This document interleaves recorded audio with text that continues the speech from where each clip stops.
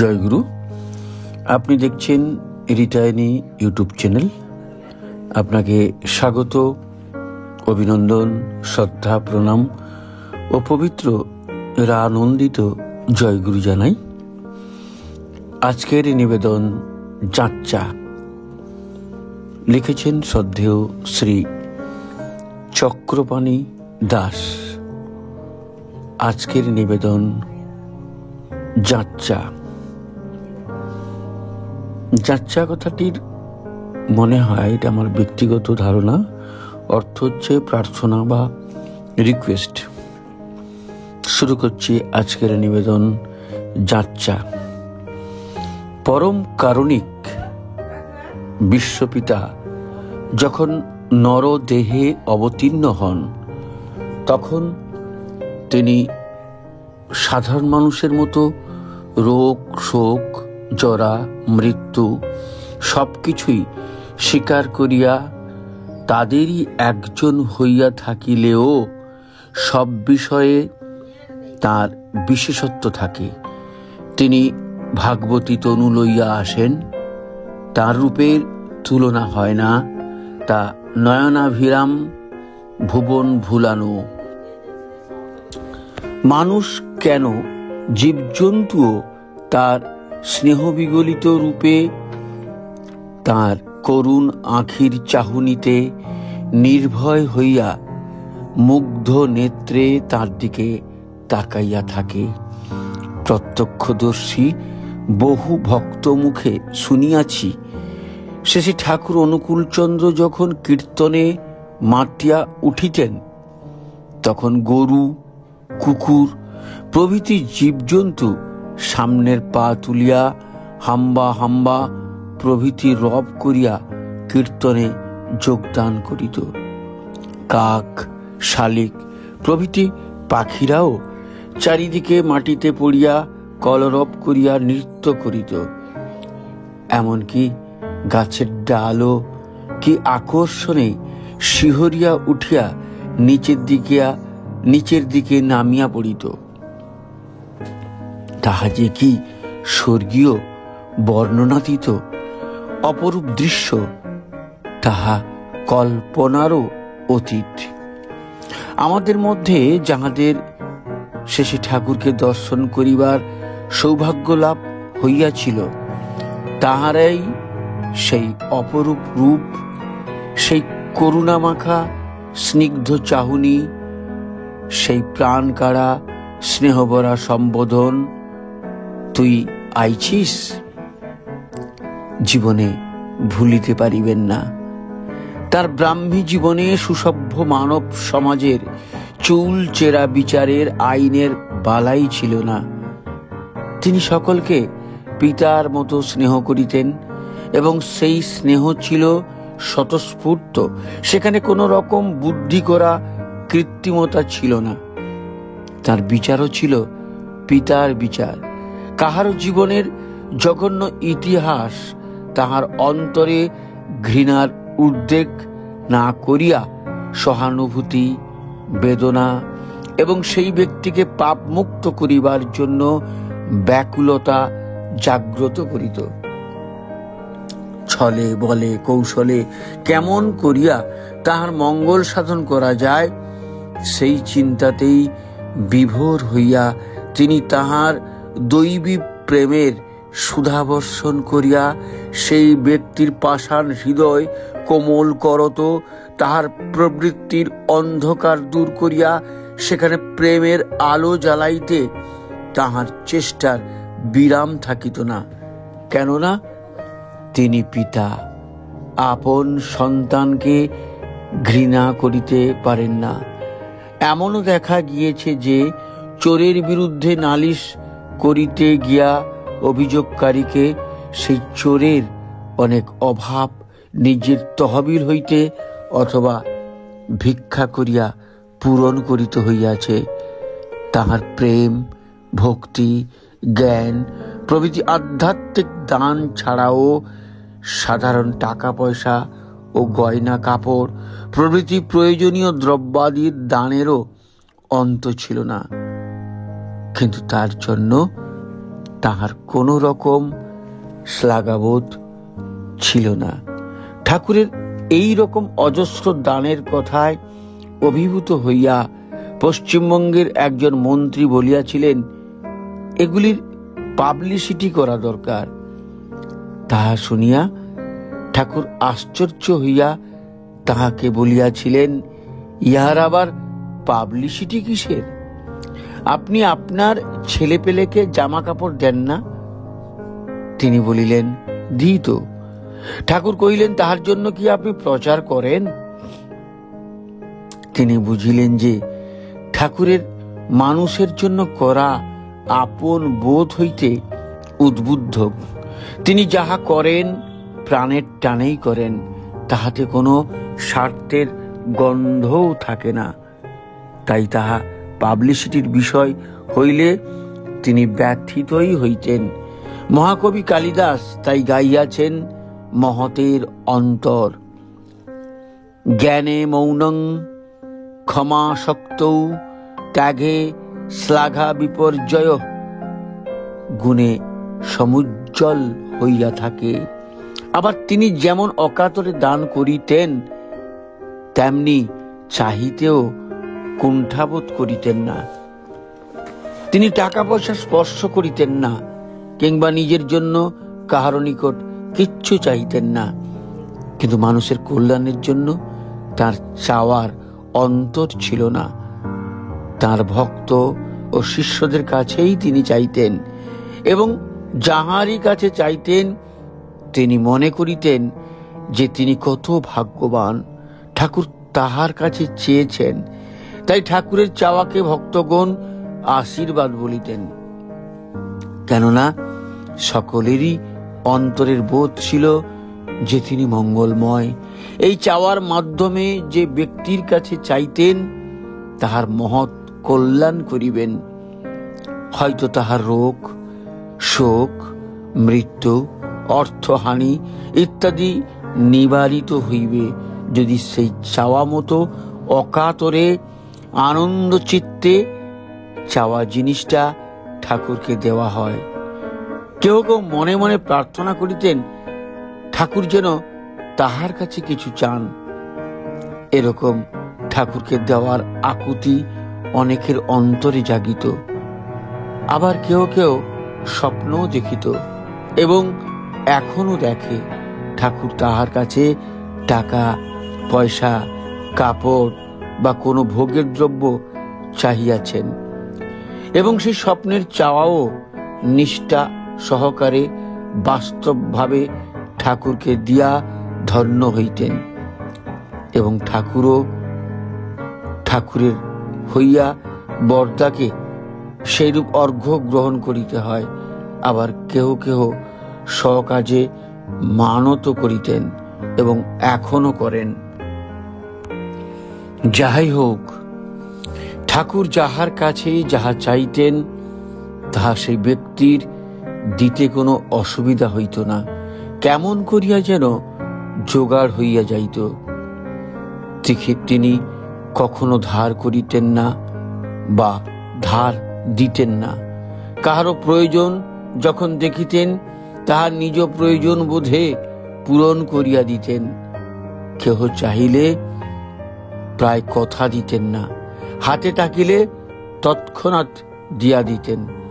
আবার কখনো বলিতেন, আমি তো ন্যাংটা মানুষ, দেখি ভিক্ষা টিক্ষা করে যদি কিছু দিতে পারি। সেই উদ্দেশ্যে তিনি যদি চাইতেন এবং প্রয়াসও প্রার্থী যাহা চাইতেন তার অতিরিক্তই পাইতেন। যাহা পাইতেন তার সবটাই দিয়া দিতেন, বেশি হইলেও। শিষ্যদেরও তিনি কেহ ধার চাইলে ধার না দিয়া তাহার প্রয়োজন পূরণের জন্য সাধ্যমতো প্রত্যাশা না রাখিয়া যাহা পারা যায় দিতে বলিতেন। আবার বিশেষ প্রয়োজনে 10 জনের কাছে ভিক্ষা করিয়াও বা 10 জনে মিলিয়া একজনের অভাব পূর্ণ করিয়া দেওয়ার কথাও বলিতেন। কিন্তু ধার দেওয়া ও ধার নেওয়া পছন্দ করিতেন না।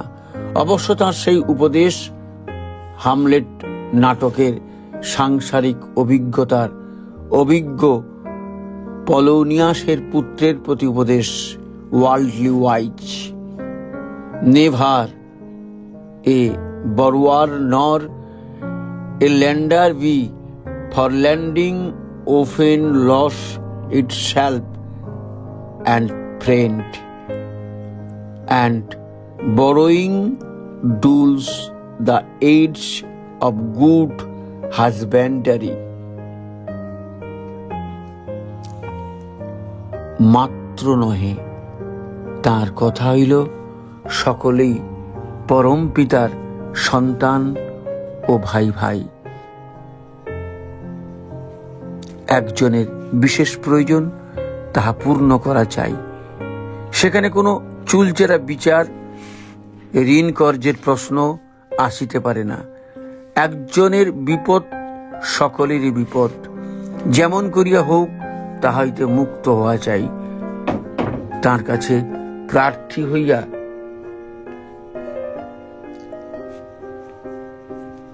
কেহ কখনো বিফল মনোরথ হয় নাই। তার শিষ্যদিগের প্রয়োজন তো বা প্রয়োজনের কথা তো নেই, বাইরেরও অনেক লোকে কন্যাদায় হইতে মুক্ত হইবার জন্য, ছেলের শিক্ষার জন্য, রোগের চিকিৎসার জন্য, আশেপাশের গ্রামে টিউবওয়েল, কুয়ো, স্কুল, কলেজ প্রভৃতির জন্য যে ঠাকুরের নিকট হইতে কত টাকা পয়সা নিয়া গিয়াছেন তাহার হিসাবই বা কে রাখে? তার কাছে চাইলেই হইত, কাহাকেও তিনি না করিতে পারিতেন না। এক বিশিষ্ট ভদ্রলোকের সঙ্গে আমার দেনা পাওনার সম্বন্ধ ছিল। তিনি আমার মতে অতি সামান্য টাকা পাইতেন অথবা পাইতেন না। আমি তাহাকে বলিয়াছিলাম যে তাহারই বন্ধুস্থানীয় দুজন ভদ্রলোককে সাক্ষাতে আলোচনা করিয়া তাহা মীমাংসা করাই সমীচীন হইবে। তাহাতে তিনি রাজি না হইয়া একেবারে ঠাকুরের কাছে যাইয়া নালিশ করিয়া বসিলেন যে তাহার নাকি আমার কাছে 200 টাকা পাওনা ছিল। ব্যাস, কোনো কথা নেই। আমাকে ডাকিয়া জিজ্ঞাসা করারও প্রয়োজন বোধ করিলেন না যে ব্যাপারটা কি। ভদ্রলোকের কথা শুনিয়া দ্বিতীয় কথা না বলিয়া বলিলেন, ও বেলা পাঠিয়ে দেব। যেমনি বলা অমনি কাজ। ভদ্রলোক টাকা পাইয়া গেলেন। ফিলান্থ্রপি অফিস হইতেই টাকাটা দিলেন, কি কাহারও কাছে চাহিয়াই দিলেন তাহা জানিতে পারি নাই। পরের দিন শুনিলাম যে ভদ্রলোকের দাবি পূর্ণ হইয়া গিয়াছে। আমার কিন্তু আফসোস থাকিয়া গেল। ভদ্রলোক যখন সালিসিতে রাজি হন নাই, আমি তাহাকে আদালতে যাইতে বলিয়াছিলাম। আমি জানিতাম যে আদালতে তাহাকে মিথ্যা কথা বলিতে হইত এবং তাহাও টিকাইতে না পারিয়া তিনি লজ্জিতই হইতেন। কিন্তু ভদ্রলোকের চালাকির বলিহারি দি তিনি চলিয়া গেলেন একেবারে পরম পিতার আদালতে এবং সেখানেই আমার বিরুদ্ধে একতরফা ডিক্রি করিয়া লইলেন। ঠাকুরও আমাকে একদিনের তরেও বলিলেন না যে আমার নামে সেই ভদ্রলোক নালিশ করিয়াছিলেন এবং তিনি ঠাকুর আমার হইয়া তাহাকে টাকা দিয়া বিবাদ মিটাইয়া দিয়াছেন। তার দানের বা কাহার জন্য কখন কি করিলেন তাহার বড়াই তিনি কোনো দিন না করিলেও বা একেবারে ভুলিয়া গেলেও কাহার কাছে তিনি কি পাইলেন তাহার হিসাব কিন্তু তার মনে সর্বদাই জাগরুক থাকিত এবং যাহার কাজ হইতে পাইতেন তাহাকে প্রধানত তার ঐশী শক্তি প্রয়োগ করত সহস্র গুণ পূর্ণ করিয়া দিতেন। তা মানুষ অনুভব করিত। তার জীবনীতেও আছে। একদিন ঠাকুরের বাড়িতে চাল বাড়ন্ত ছিল। প্রতিবেশী এক ভদ্রলোক সেদিন 5 সের চাল দিয়াছিলেন। পরবর্তী জীবনে সেই ভদ্রলোকের পরিবারের ভরণ পোষণ, তার আমরণ পর্যন্ত সে ঠাকুরই করিয়াছেন। তার মানুষের কাছে চাওয়াও অদ্ভুত ধরনের ছিল। একজনকে হয়তো হঠাৎ বলিতেন, তুই আমাকে 5,000 টাকা দিতে পারিস? সেই লোকটা কখন দিতে হইবে জিজ্ঞাসা করিলে হয়তো বলিতেন যে 6 মাসে দিলে হইবে। কখনো কয়েকদিন পরেই আবার ডাকিয়া বলিতেন, দেখ 1 মাসেই দিতে হইবে, বুঝলি তো লক্ষ্মী? তার তো তখন অবাক হইবার কথা। একেবারে আকাশ থেকে মাটিতে আছাড় খাইয়া পড়ার মতো অবস্থা। শুধু তাহাই নহে, 2 দিন পরে ডাকিয়া বলিলেন, আজকেই দেওয়া চাই, তোর টাকা পেলে তবেই স্নান করতে যাব, যা লক্ষ্মী নিয়ে আয়, এমন ভিক্ষুক আর পাবি না, তুই ইচ্ছা করলে কিনা পারিস। এ যেন হেয়ালি কথা। এমত অবস্থায় অনেকের মনে হওয়া স্বাভাবিক যে ইহা একটা জুলুম। সে বেচারা এত টাকা দেবেই বা কোত্থেকে? কেউ হয়তো বলিবেন যে এরকম জুলুম করিয়া মানুষের কাছে টাকা আদায় করা তো ধর্মের নামে মানুষের সরলতা দুর্বলতার সুযোগ নিয়া শোষণ ছাড়া কিছুই নহে। যারা গরিবের দুঃখে দুঃখী, সর্বপ্রকার শোষণকে ঘৃণা করেন, তাহারা হয়তো এমন কথা শুনিয়া নাসিকা কুঞ্চিত করিবেন। আবার সেই টাকা সর্বসাধারণের বোধে যেমন অযোগ্য অপাত্রে দান করা হয়, তাহাও অনেকে মনঃপূত না হওয়ারই কথা। কিন্তু যিনি চাইলেন কে কি বলিবে বা ভাবিতে পারে সেদিকে তার ভ্রুক্ষেপও নাই। তিনি নাছোড় বান্দা, আদায় না করিয়া ছাড়িবেন না। অথচ এমনই তার চাওয়ার মাহাত্ম্য যে সেই ব্যক্তিও নিজেই ভাবিয়া পাইলেন না যে কেমন করিয়া টাকা জোগাড় হইয়া গেল। যেন প্রকৃতি অথবা লক্ষ্মী দেবী তাহার দুঃখে দুঃখিত হইয়া অদৃশ্য শক্তিতে কোনো একজন বা কয়েকজন মানুষের মাধ্যমে তাহা পূর্ণ করিয়া দিলেন। আগেই বলিয়াছি বা পূর্বেই বলিয়াছি যে ঠাকুরকে দেওয়ার জন্য অনেকে ব্যগ্র হইয়া থাকিত। ঠাকুর তার শ্রীমুখ দিয়া যদি একবার চান, অনেকে মনে মনে ঠাকুরকে প্রার্থনা জানাইয়াছেন এবং ঠাকুরও চাইয়া বসিলেন। তখন তাদের কি আনন্দ! কিন্তু অনেক ধনী লোক, তাহারা চাইলেই হয়তো দিতেন, কিন্তু তাদের কাছে কোনো দিন কিছু চাহেন নাই। অথচ যাহার কিছু নাই, তাহার কাছে হঠাৎ চাইয়া বসিতেন।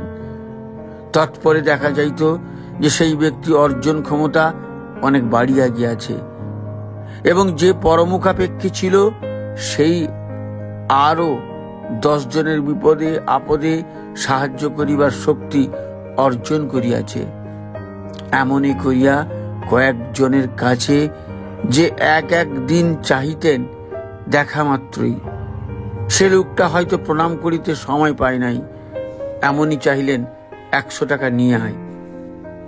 একদিনেই 15-20 জনের কাছে চাহিলেন এবং যাহা পাইলেন তাহা হাত দিয়াও স্পর্শ তো করিতেনই না, প্রায় তখনই দান করাও হইয়া গেল। তার কাছে টাকা পয়সা a means to an end, প্রয়োজন পূরণের একটা সামগ্রী মাত্র। টাকার প্রতি নিজের তো কোনো লোভ কোনো দিন ছিল না।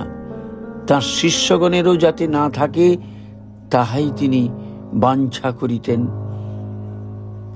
এবং অনেককে এই টাকা চাওয়ার মাধ্যমে তাহাই শিক্ষাও দিতেন। আসলে তার এই টাকা পয়সা চাওয়ার প্রধান উদ্দেশ্য মানুষের আধ্যাত্মিক কল্যাণ, আত্মশুদ্ধি। তার সব কাজের মধ্যেই বাস্তব জগতের ঊর্ধ্বে অন্তর্জগতের দিকে লক্ষ্য থাকিত। তিনি মানুষকেই চাহিতেন, মানুষের অর্থ চাহিতেন না। তাই তার কথিত ছড়া, মানুষ আপন টাকা পর, যত পারিস মানুষ ধর। আমেরিকার বিখ্যাত বহু কোটির অর্থের অধিকারী হেনরি যখন ঠাকুরকে মোটা অঙ্কের এক চেক দিয়ে প্রণাম করলেন, ঠাকুর তাহার চেক নিলেন না, বলিলেন, আমি হেনরিকে চাই, তাহার চেক চাই না। হেনরি চোখ দিয়া জল গড়াইয়া আসিল। সেভাবে বিভোর হইয়া বলিল, এতদিন মানুষ হেনরিকে চাই নাই, তার চেককেই চাইয়াছে। হে পরম দয়াল, তুমি তাহার চেককে না চাইয়া তাকে চাইয়াছ।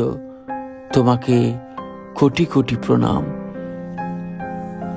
ঠাকুরকে প্রণাম করিয়া মানুষ যাহা প্রণামী দিতেন, তাহার সমস্তটাই দান করা হইত।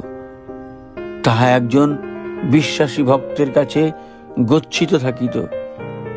তাহা ঠাকুরের চ্যারিটি ফান্ড স্বরূপ ব্যবহৃত হইত। এরকম ভাবে ঠাকুর যাহা পাইতেন বিশ্বের কল্যাণের জন্য বিলাইয়া দিতেন।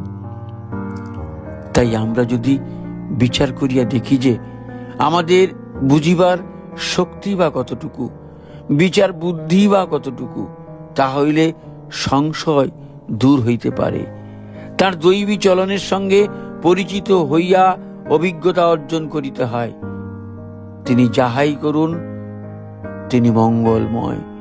যাহার কাছে যাহা চাহেন তাহা পূর্ণ করিলে তো তাহার মঙ্গলই।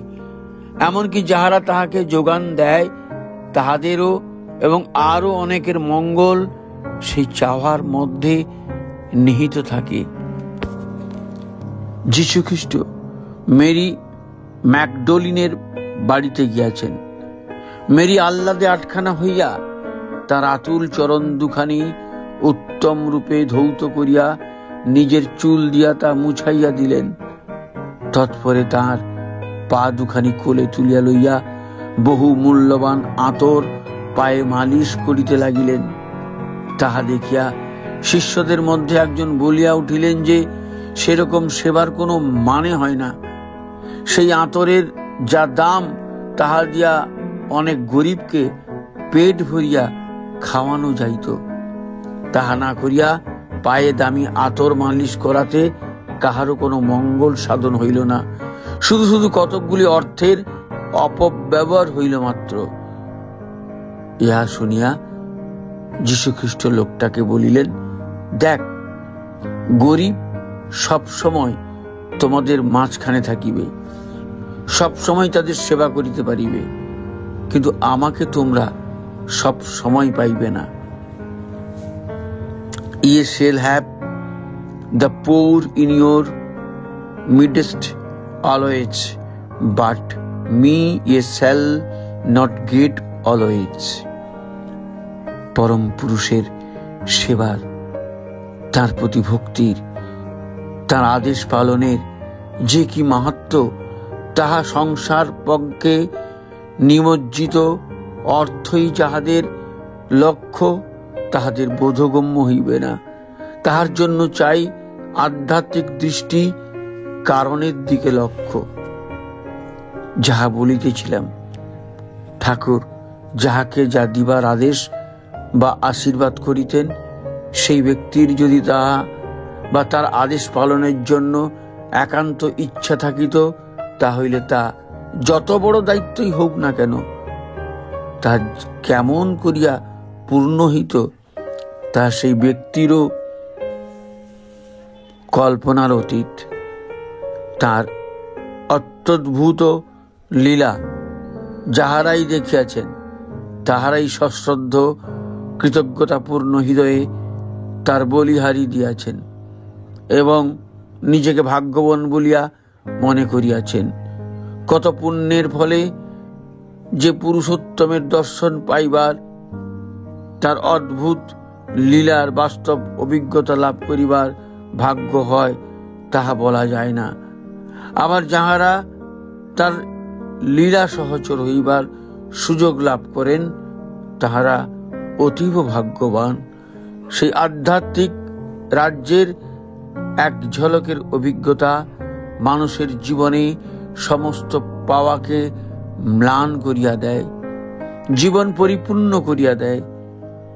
আমার জীবনের এক বাস্তব অভিজ্ঞতার কথা এখানে বিবৃত করিবার একান্ত ইচ্ছার বশবর্তী হইয়াই বিশেষ করিয়া আমার মুখে ইহা শুনিয়া পরম পূজ্যপাদ বরদা দয়া করিয়া আমাকে ইহা লিপিবদ্ধ করিতে আদেশ দেওয়ায় উৎসাহিত হইয়া আমার ভাষাজ্ঞান বা সাহিত্যের রসবোধের ক্ষীণতা অনুভব করিয়াও তাহা প্রকাশ করিতে প্রবৃত্ত হইলাম।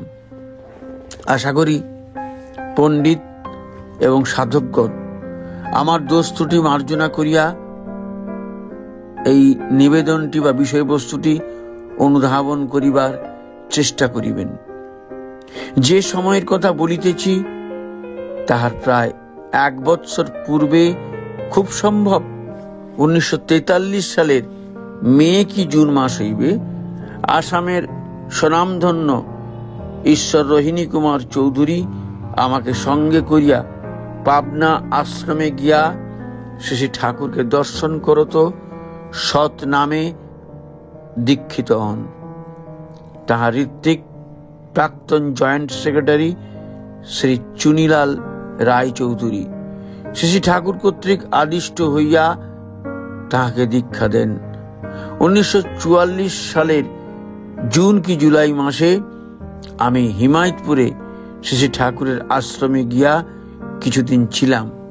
তৎপূর্বে 1934 সাল হইতে 1938 সাল পর্যন্ত আমি আশ্রমেই থাকিতাম।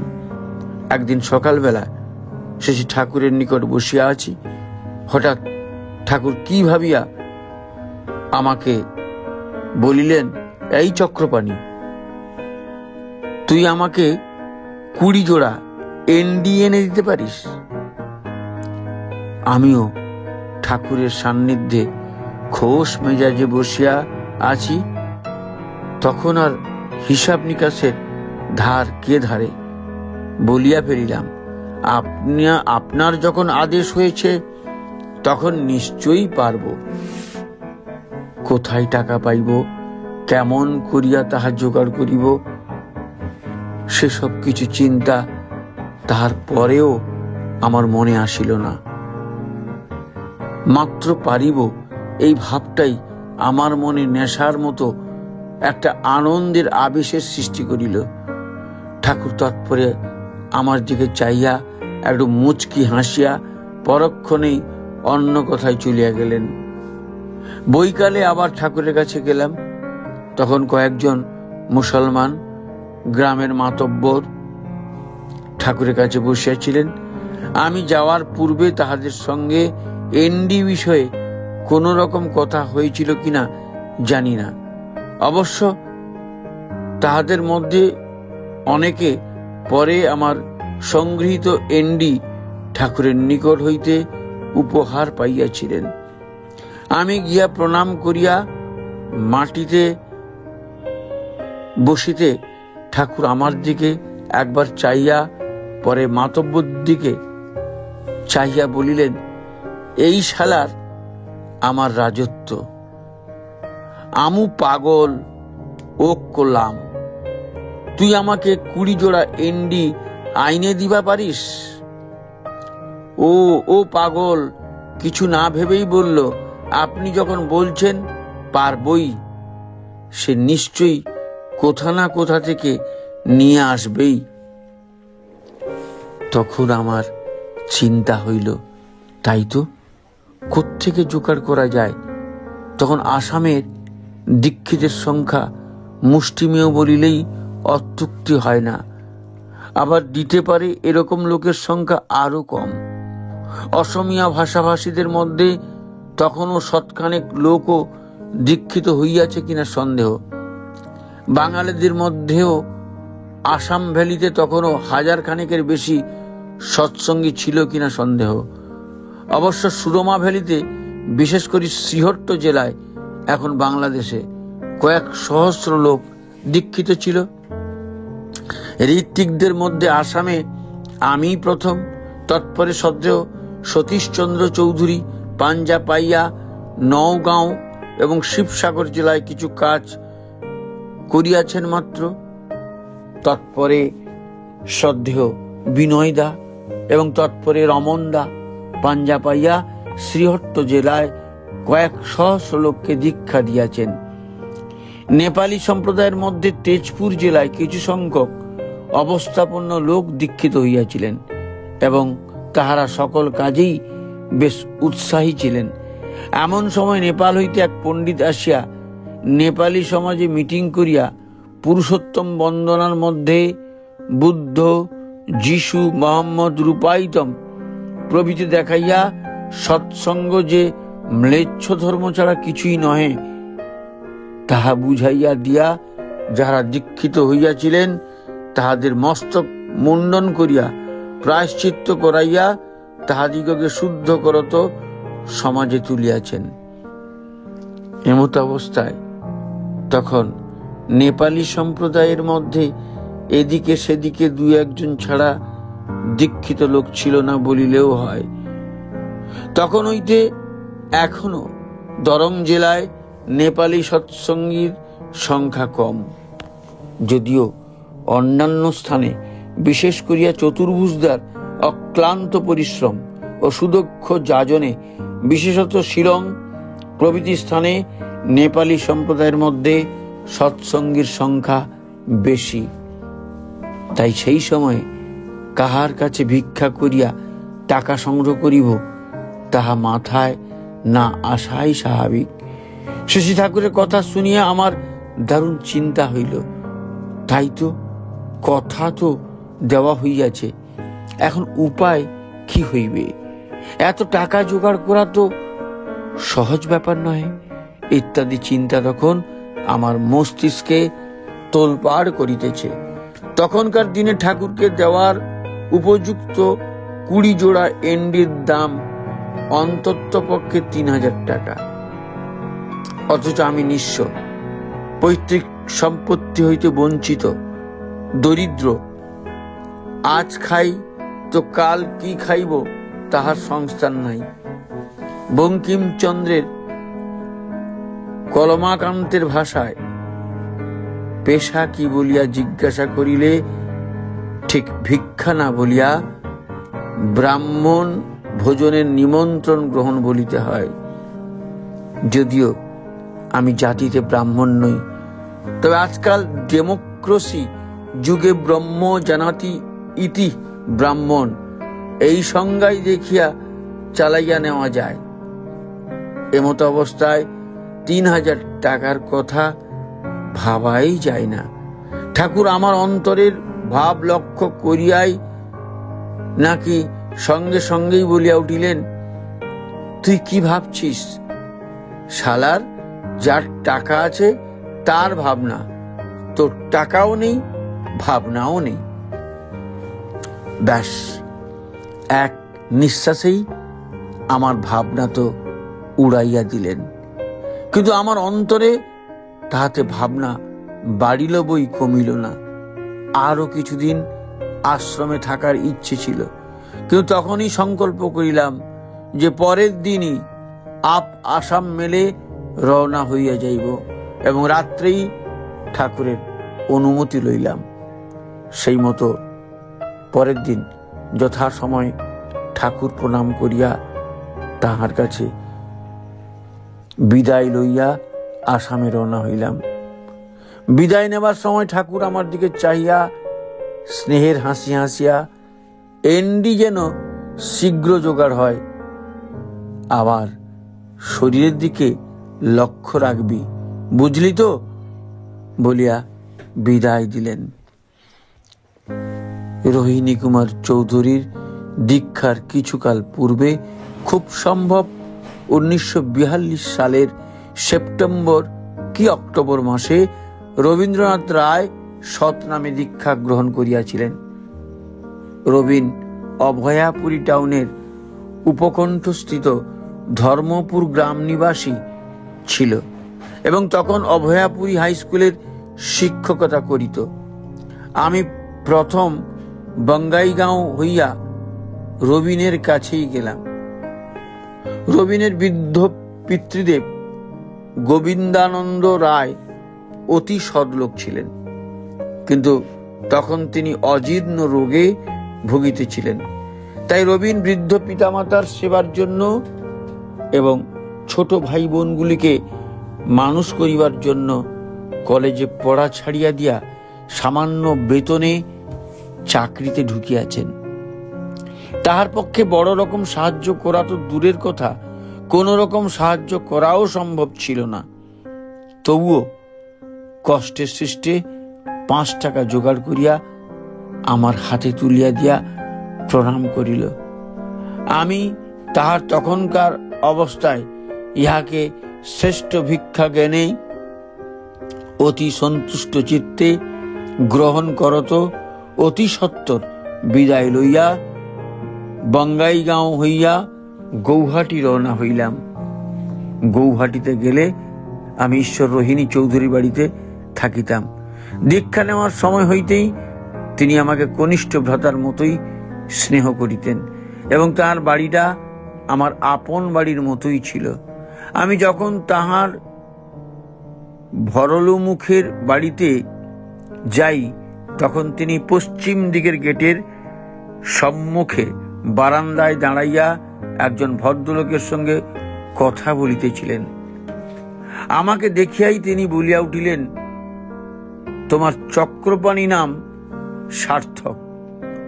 আমি কহিলাম, কেন? তিনি বলিলেন, দেখো, ভগবানের দর্শন পাওয়া শক্ত, কিন্তু তদপেক্ষা তোমার দর্শন পাওয়া আরো শক্ত।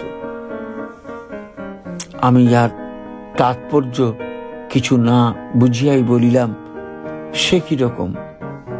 তিনি উত্তর দিলেন যে তিনি হিমায়তপুর, সরভোগ এবং বড়পেটায় টেলিগ্রাম করিয়াও আমার কোনো খবরই সংগ্রহ করিতে পারেন নাই। তাহার কথা আমার আরো দুর্বোধ্য ঠেকিল। বলিলাম, ব্যাপার কি খুলিয়া বলুন না, এত টেলিগ্রাম করিয়া আমার খোঁজ করিবার কারণই বা কি? তখন তিনি গম্ভীর হইয়া গিয়াছেন, বলিলেন, চল ভেতরে চল। ভেতরে গিয়ে দেখি তাহার সপ্তম পুত্র, ডাকনাম ডাঙ্গর বোপা, ইনফ্যান্টিল প্যারালাইসিস, শিশু একাঙ্গী রোগে অবশ হইয়া পড়িয়া আছে। তাহার শরীরের স্নায়ুমণ্ডলী অবসন্ন, হাত পা নাড়িবার ক্ষমতা নেই, এমনকি কথা পর্যন্ত বলিতে পারে না। অতি কষ্টে 2-1টি কথা কোন রকমে উচ্চারণ করিতে পারে মাত্র, তাহাও বোঝা যায় না। কোন খাদ্য গলাধ্যকরণ করিতেও অনেক কষ্ট হয়। আসামের তদানীন্তন শ্রেষ্ঠ চিকিৎসক ভুবনেশ্বর বড়ুয়া বলিয়াছিলেন, I would like to kill him rather than treat him. তাহাকে চিকিৎসা করা অপেক্ষা আমি মারিতে পারিলেই বরং খুশি হইব, কেননা সে বাঁচিলেও সারা জীবন পঙ্গু হইয়া থাকিবে এবং বাপ মায়ের গলগ্রহ ছাড়া কিছুই হইবে না। যাই হোক, রোহিণী কুমার চৌধুরীর ছেলের অসুখ। আসামের বহু স্থান হইতে আত্মীয় স্বজন, বন্ধু বান্ধব, তাহার অনুগ্রহ প্রাপ্ত গুণমুগ্ধ লোকের সমাগমে তাহার বসত বাটি গম গম করিতেছে। তিনি ক্ষমতাশালী রাজনৈতিক নেতা ছাড়াও একজন উদার হৃদয় মানব দরদী লোক ছিলেন এবং বহু লোক তাহার দ্বারা বহুভাবে উপকৃত হইয়াছিল। কামরূপ জেলার ব্রহ্মপুত্র নদের দক্ষিণাঞ্চলে তাহার অপ্রতিহত প্রভাব ছিল। তাহাকে সেই অঞ্চলের আবাল বৃদ্ধ বনিতা দেউতা বা বাবা বলিয়াই সম্বোধন করিত। তাহার বাড়িতে সর্বভারতীয় নেতা হইতে আরম্ভ করিয়া গ্রামবাসী পর্যন্ত অতিথি অভ্যাগত সব সময় থাকিত।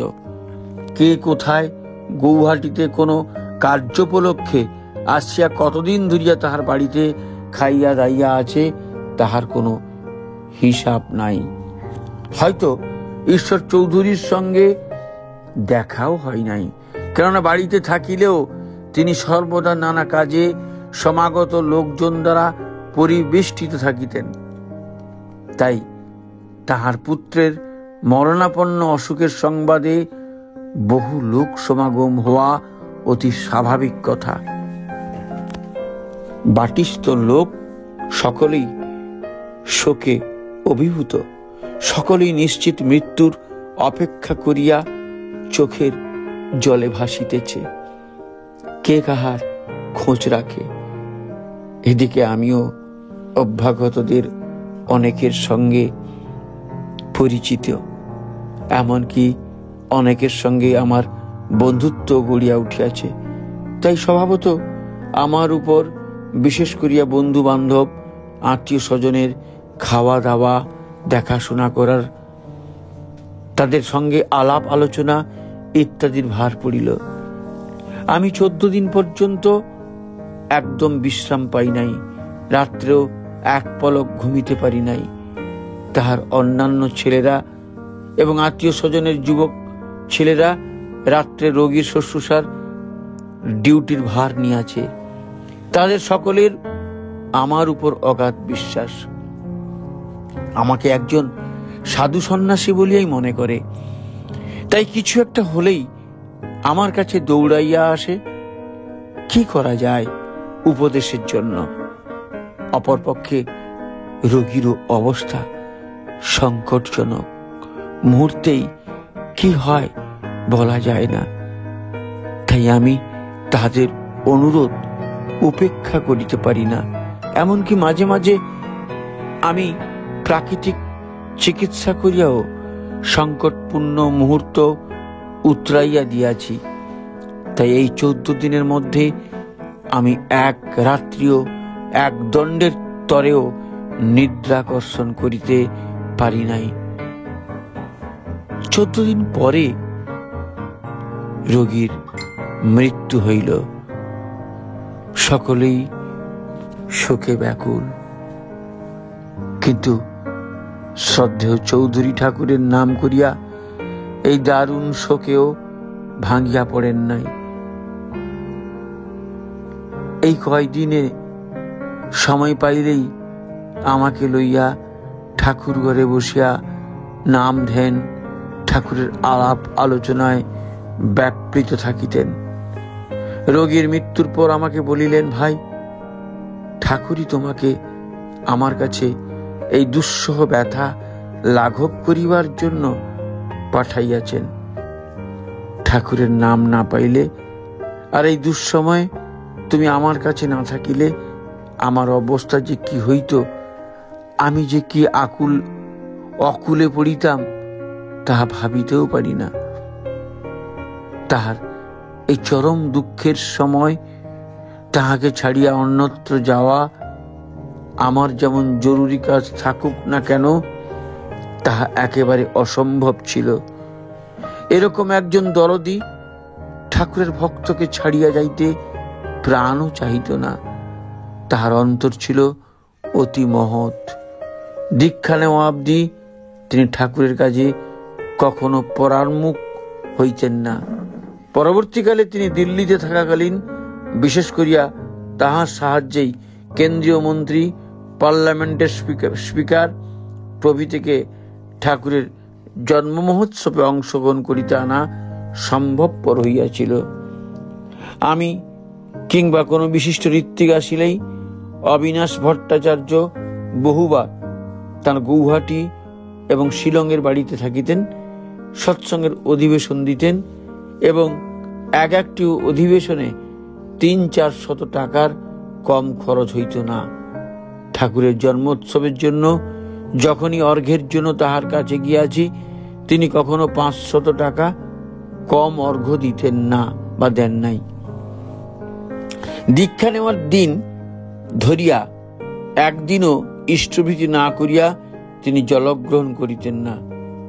তাই ঠাকুরের দ্বারা শীঘ্র এন্ডি সংগ্রহে আদিষ্ট হইয়া এরকম খাঁটি ভক্তকে তাহার চরম বিপদের দিনে ফেলিয়া অন্যত্রে যাওয়ার কথা মনেও উদয় হয় নাই।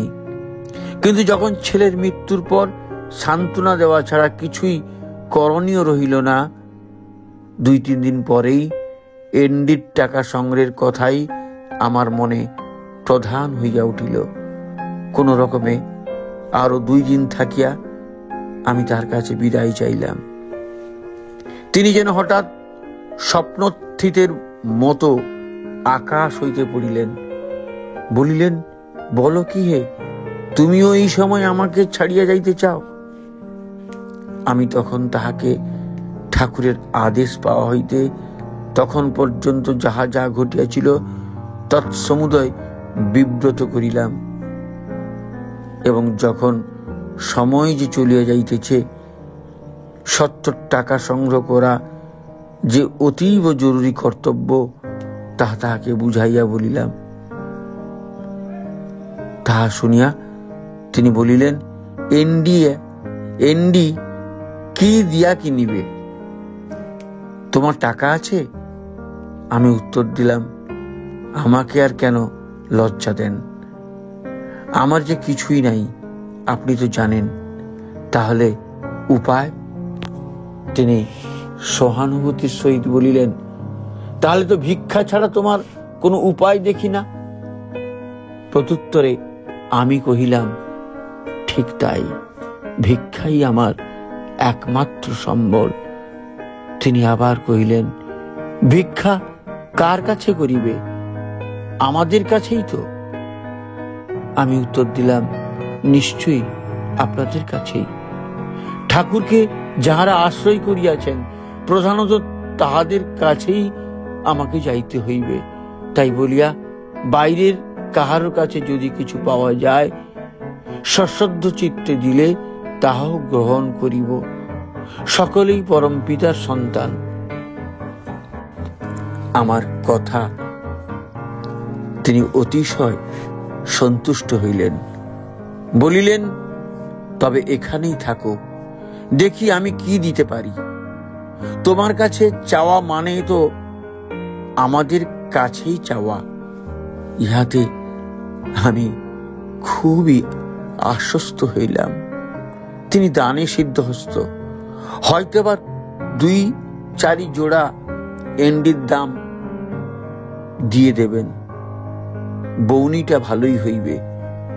তাহার এরকম বিপদ না হইলে গৌহাটিতে আসিয়া তাহার কাছেই ভিক্ষা চাহিতাম, এবং তাহাই আমার প্ল্যান ছিল। কিন্তু তাহার এমন বিপদের সময় কি টাকা চাওয়া যায়? তাছাড়া তিনি ছিলেন নবদীক্ষিত। কিছুদিন পরে অন্যান্য জায়গা হইতে ফিরিয়া আসিয়া বলিব তাহাই ভাবিয়াছিলাম। কিন্তু কথায় কথায় সব কথা আসিয়া পড়িল। এমনই করিয়া আরো 4-5 দিন গত হইল। তখন তাহার আর্থিক অবস্থা অত্যন্ত শোচনীয়। স্যার মোহাম্মদ সাদুল্লাহর সঙ্গে মতভেদ হওয়ায় তিনি তখন আসামের মন্ত্রী পদে ইস্তফা দিয়াছেন। তৎপূর্বে ওকালতিতে তাহার খুব নামডাক ছিল এবং ইনকাম হইত প্রচুর। কিন্তু দীর্ঘকাল ওকালতি ছাড়িয়া দেওয়ার পর মক্কেল পাওয়ায় বড় উকিলের পক্ষেও কিছুকালের জন্য অসুবিধা হয়। তাছাড়া তাহার অত্যন্ত বেশি খরচ করা স্বভাব। কোনো হিসাবের ধার ধারিতেন না বা ভবিষ্যতের চিন্তা করিতেন না। যখন আর্থিক অবস্থা অত্যন্ত খারাপ তখনও বাড়িতে 3-4 খানা কার মানে গাড়ি, টেলিফোনের বিল মাসে প্রায় 1000 টাকা, অর্থাৎ ইংল্যান্ডে ছেলের কাছে মাসে 2-1 বার কেবল করা চাই। তাছাড়া অতিথি অভ্যাগত তো আছেই। ইহা হইতে তাহার বাড়িতে খরচের অনুমান করা যাইতে পারে। খরচ কমানো তাহার পক্ষে অসুবিধা, কেননা তিনি খুব নামজাদা বংশে জন্মগ্রহণ করিয়াছেন।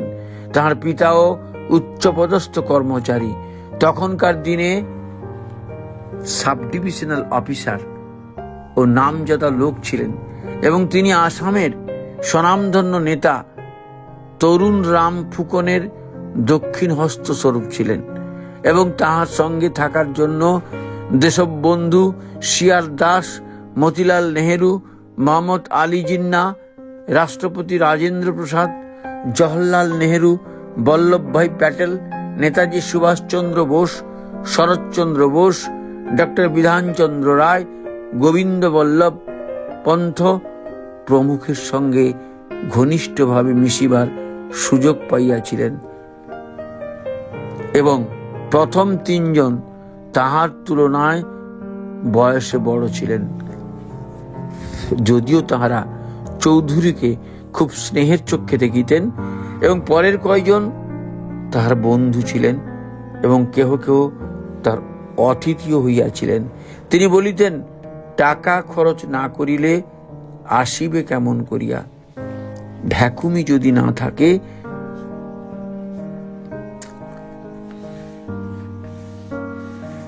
আসিবে কি করিয়া?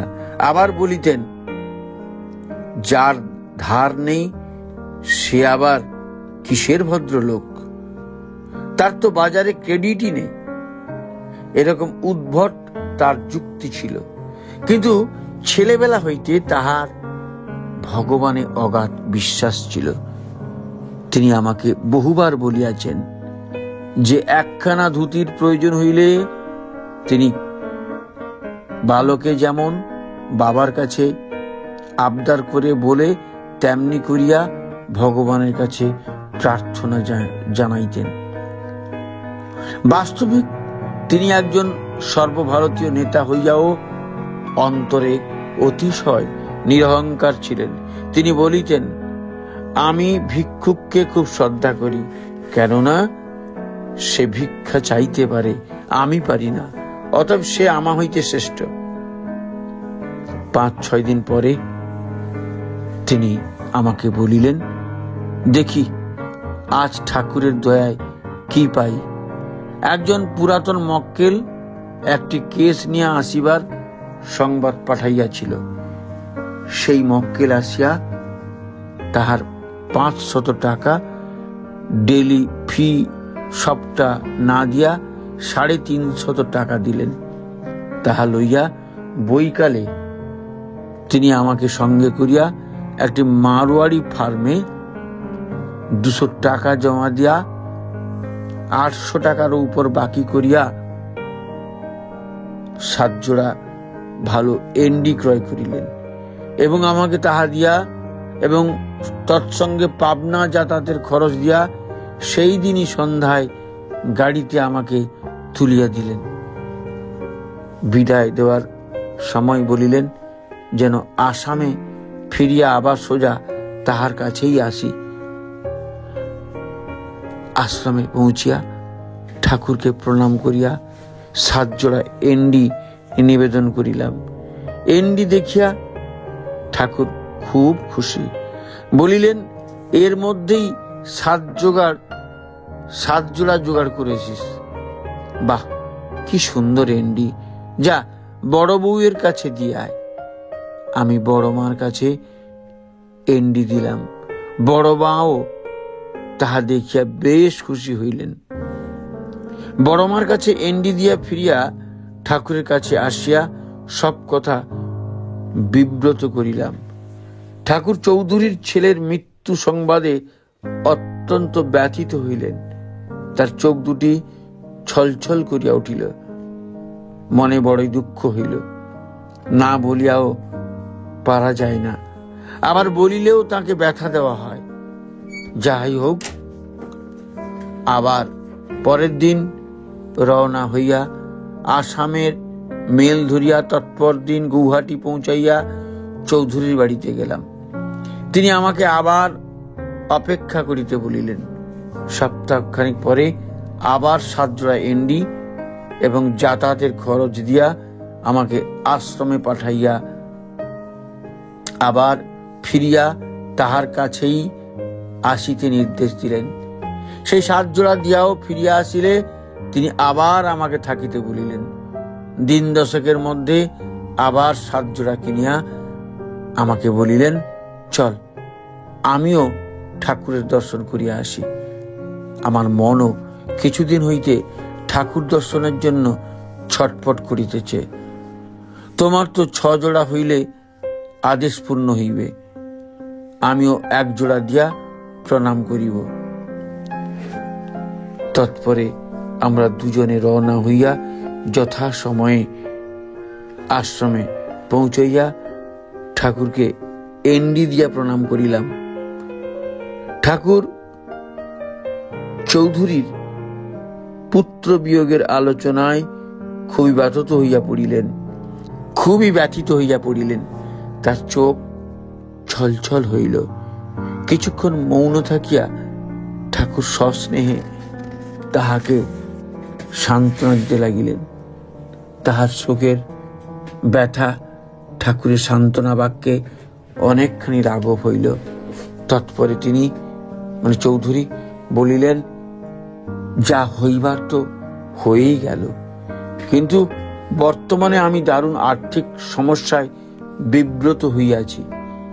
এক ছেলেকে বারিন চৌধুরী বিলেতে পাঠিয়েছি, আর এক ছেলেকে পবিত্র চৌধুরী বিলেত পাঠাবার বাসনা ছিল, তা বুঝি আর পূর্ণ হইবে না। এদিকে বাড়িতে আমার ছেলের ইউরোপিয়ান স্টাইলে মানুষ হইয়াছে, অতিথি অভ্যাগত ও অন্যান্য খরচও খুব বেশি। এদিকে আয় ইনকাম এত কমিয়াছে যে ধার খরচ করিয়াও কুল কিনারা পাই না। এমত অবস্থায় যে কি করা যায়, না আমার স্ট্যান্ডার্ড কমাইয়া অতি সাধারণ জীবন যাপন করিব, কিছুই ভাবিয়া পাইতেছি না। এই কথা শুনিয়া ঠাকুর উৎফুল্ল হৃদয়ে তার প্রাণ ভরা সহানুভূতি ঢালিয়া দিয়া দৃপ্ত কণ্ঠে বলিয়া উঠিলেন, স্ট্যান্ডার্ড কমাইবেন কেন, স্ট্যান্ডার্ড বাড়ান। ইহা শুনিয়া চৌধুরী হতবম্বের মতো বলিয়া উঠিলেন, এখনই থই পাই না, ইহার পরে আবার স্ট্যান্ডার্ড বাড়ানোর কথা যে ভাবিতেও পারি না। তদুত্তর ঠাকুর আরো দীপ্ত কণ্ঠে সম্পূর্ণ অথরিটি সহকারে বলিয়া উঠিলেন, মনে হইল যেন পরম পিতা তার আশীর্বাদ ঘোষণা করিলেন। পরম পিতার দেবার ইচ্ছা থাকলে আপনি কত খরচ করতে পারেন। বুঝিলাম ইহা সেই যুগ পুরুষোত্তমেরই তেজোদ্দীপ্ত নিশ্চিত অভয় বাণী, যিনি একদিন অর্জুনকে বলিয়াছিলেন, সর্বধর্মান পরিত্যাজ মামেকং শরণং ব্রজ ওয়াং ত্বাং সর্ব পাপেভ্যো মোক্ষয়্যাসামি মা শুচ। আমি চৌধুরী এবং সেখানে যাহারা উপস্থিত ছিলেন, ঠাকুরের তখনকার চাহনি, তার বলিবার ভঙ্গি দেখিয়া অবাক বিস্ময়ে মুগ্ধ নেত্রে চাহিয়া রইলাম। যা বিশ্বের সবকিছুর উপর আধিপত্য আছে, তিনি ছাড়া এমন ভাবে অভয়বাণী কেহই ঘোষণা করিতে পারেন না, কাহারও প্রকৃতপক্ষে এমন স্পর্ধা থাকিতে পারে না। চৌধুরী বিরাট রাজনৈতিক নেতা হইলে হইবে, কি অন্তরে তিনি অতিশয় ভক্ত লোক। ঠাকুরের কথায় তাহার অগাধ বিশ্বাস, তাহার চোখ দিয়া জল গড়াইয়া পড়িল। তাহার অন্তর ঠাকুরের প্রতি কৃতজ্ঞতায় ভক্তিতে ভরিয়া উঠিল।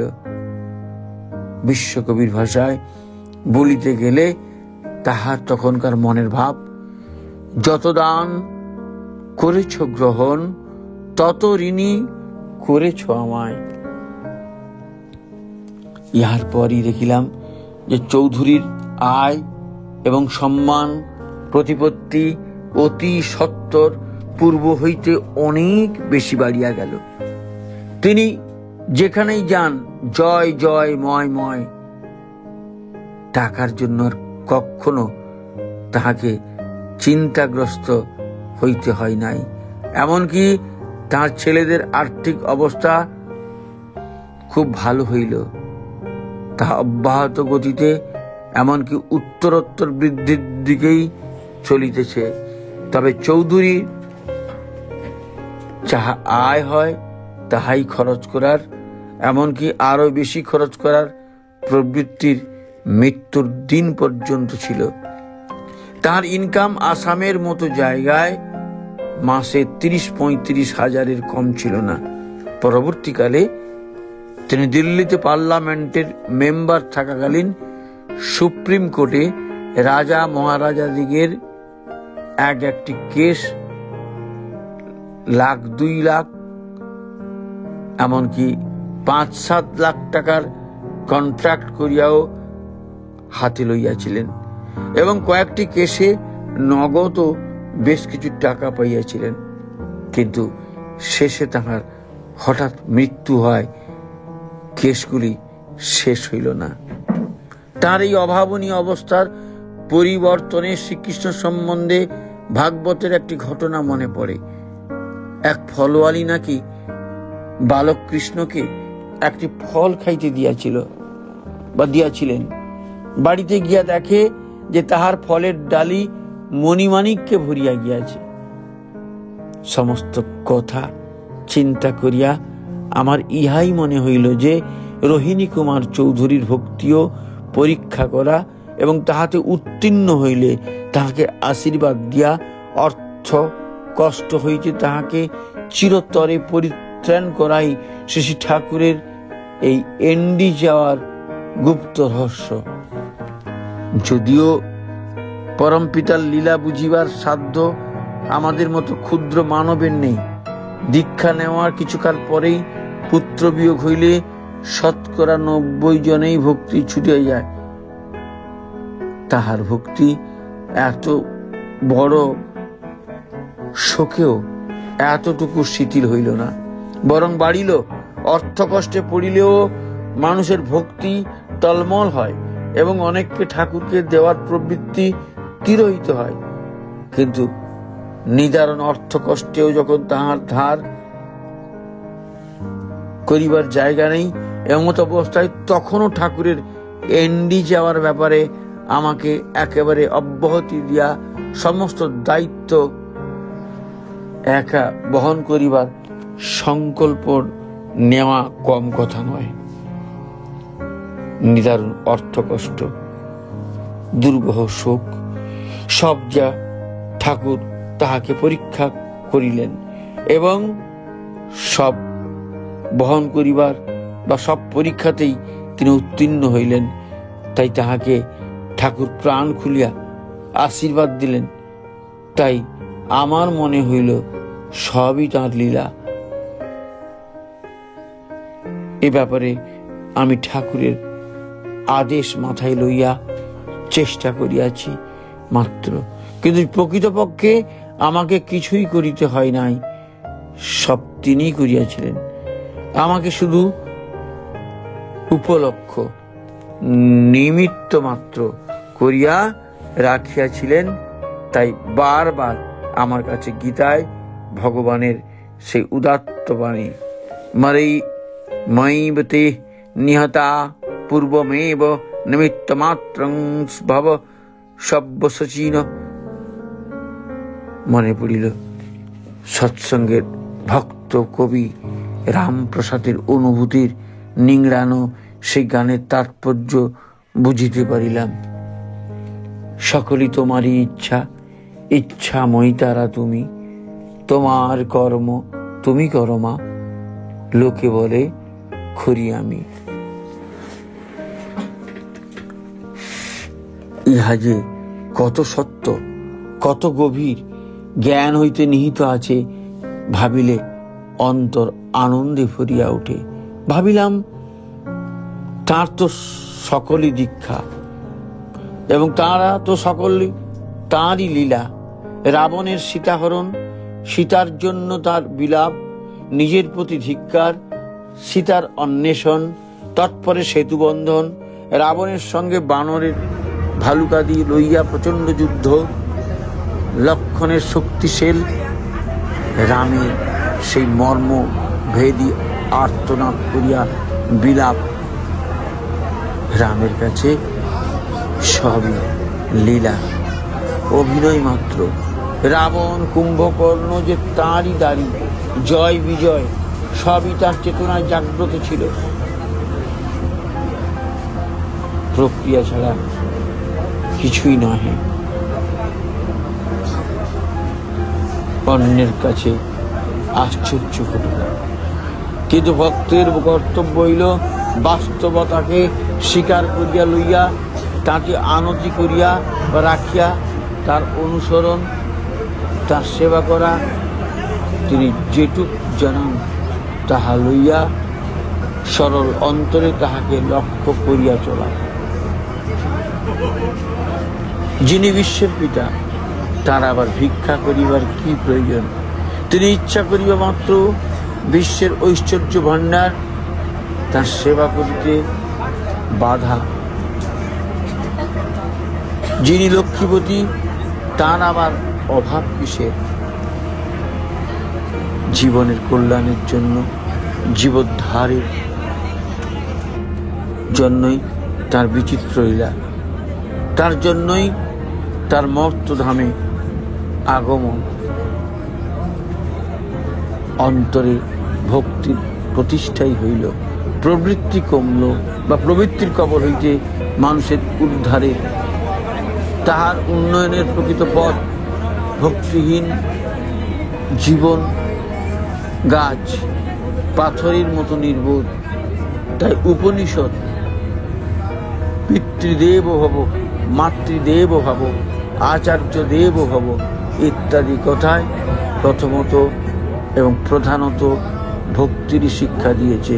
পরম পুরুষ মানুষ লীলার মাধ্যমে এই ভক্তিকেই নানাভাবে তার প্রাণ নিংড়ানো প্রেম ঢালিয়া মানুষের অন্তরে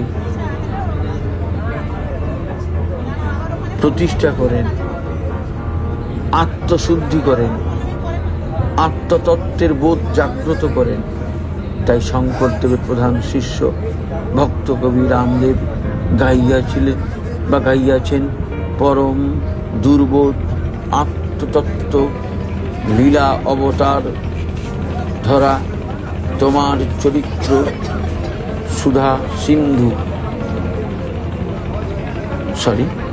পরম দুর্বোধ আত্মতত্ত্ব, তার বোধ অর্থে প্রভু যত। লীলা অবতার ধরা তুমি কৃপাময়, তোমার চরিত্র সুধা সিন্ধু। তাতে স্নান করি দীনবন্ধু, চারি পুরুষার্থ তৃণর সমকরয়। শ্রী ঠাকুরের চরিত্র জীবনের অসংখ্য লীলা আলোচনা করিলে আমরা এই তত্ত্বই সার্থকতা উপলব্ধি করিতে পারি। জয়গুরু। আজ পর্যন্ত এখানে শেষ করলাম আজকের নিবেদন। যদি ভালো লাগে শেয়ার করবেন, সাবস্ক্রাইব করবেন, কমেন্ট করবেন। পরম পিতার তুল চরণে আপনাদের সবার সার্বিক মঙ্গল প্রার্থনা করি। জয় গুরু। বন্দে পুরুষোত্তমম।